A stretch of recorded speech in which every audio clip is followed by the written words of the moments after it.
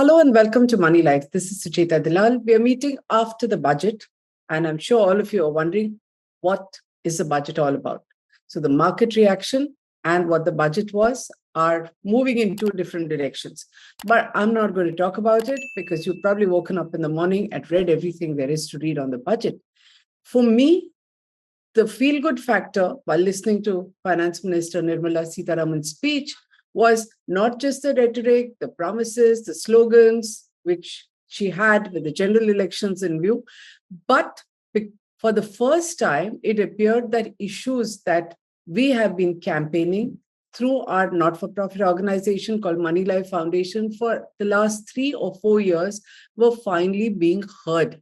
Okay, at least that's what it seemed like. And I said, wow, the government is now at least in a listening mode.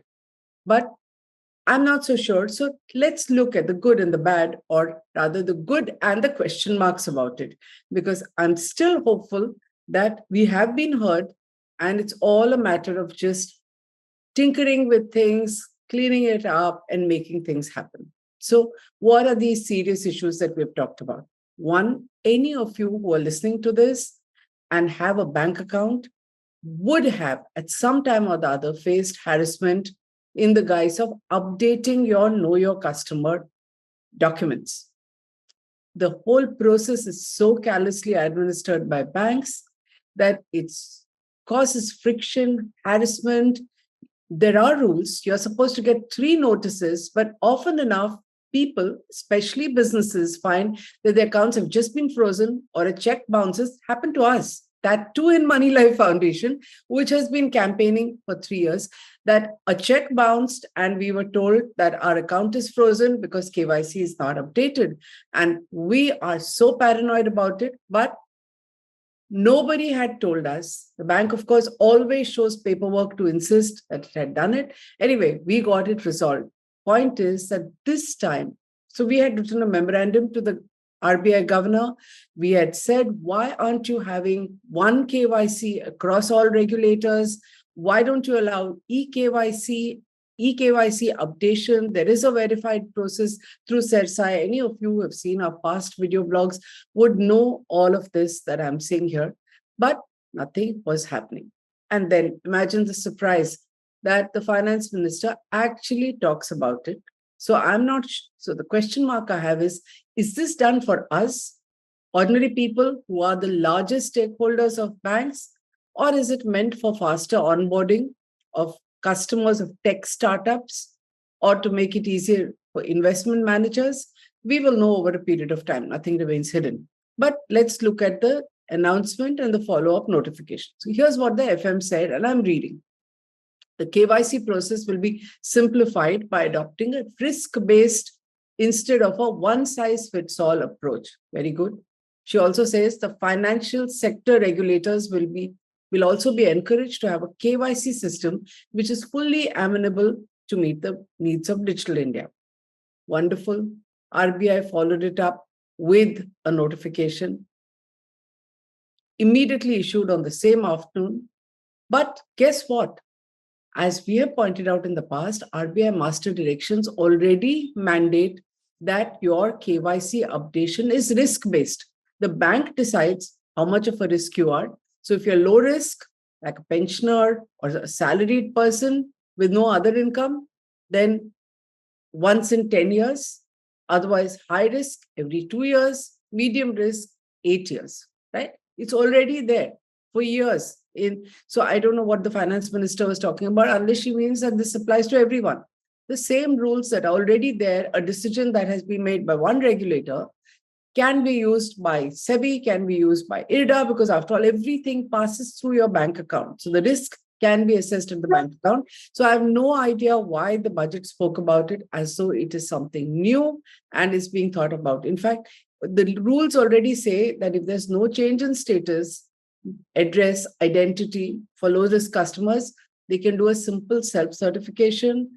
More recently, after we have been campaigning, the RBI has issued another letter which talks about eKYC. So it's all there. But the budget speaks of it as something new. Now, the positive, I think, is that let this be across regulators. So Risk-based, wonderful, it's already there. Just make the same thing applicable to others. The finance minister, unfortunately, has kept it to one sentence in the budget. So we don't know what she has in mind. We don't know how it's going to roll out.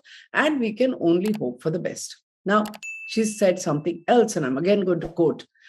She wants a one-stop solution for reconciliation and updation of identity and addresses of individuals maintained by various government agencies, regulators, and regulated entities. This will be established using DigiLocker service with Aadhaar as a foundational ID. Hello? You already have central agencies. You have CERSAI, you have SEBI, which is using one of them. We've been asking why that eKYC cannot be used by banks. Now, we are a little confused.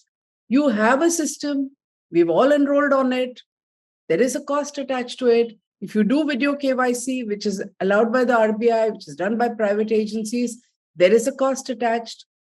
Is that all going to be scrapped to go into a DigiLocker, which is Aadhaar based, or will it all be rolled into it? Fortunately, on the very positive things for us, the finance minister has been extremely brief in her very long speech. I wish she had spoken a little more about this because it really concerns us. So we don't know whether everyone will be mandated to have a DigiLocker. I don't see why you should. And another round of KYC. We'll watch. So like I said, we don't know if it's good news or not so good news. For the record, as I said before, our memorandums are in writing. They're available on Moneylife Foundation's website. We have been advocating standardization, transparency, introduction of a single central eKYC across regulators. We have also pointed out that it exists already. Just make the same one applicable to all, because an independent government agency called CERSAI already has it. You don't need a DigiLocker. So we don't know if the finance ministry mandarins who guide the budget and put in what is written even know what is happening in the system already, and whether they are told or not, or they would have been a little clearer about what this is about. Another announcement by the FM is that the permanent account number, PAN number, is going to be a common identifier for all digital systems of specified government agencies through a legal mandate. Again, on paper, wonderful. We welcome it. We already have PAN. We already have mandatory PAN Aadhaar. Like I said, we already have a central KYC.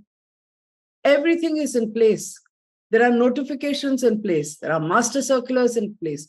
We just need a legal notification, which the finance minister promises, saying that the same thing will be used by IRDAI, the insurance regulator, SEBI, the capital market regulator, as well as the pension regulator, and any other regulators that they care to set up who require KYC, including the housing regulator, RERA.